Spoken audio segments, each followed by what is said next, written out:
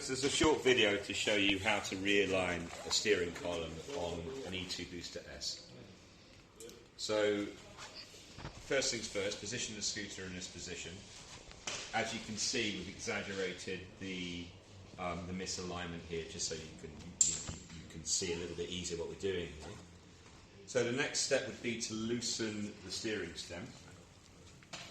So Roberto's using a number 4 Allen key, and as you can see, just undo the bolts. Undo them not all the way, just to the point that you can move the stem. Okay, so that's now loose. Now, position yourself like this, so with your feet on the straight ahead, and then grab the handlebars and then just align them so they're dead straight. Then once you're happy, simply take the number 4 Allen key and tighten the bolts.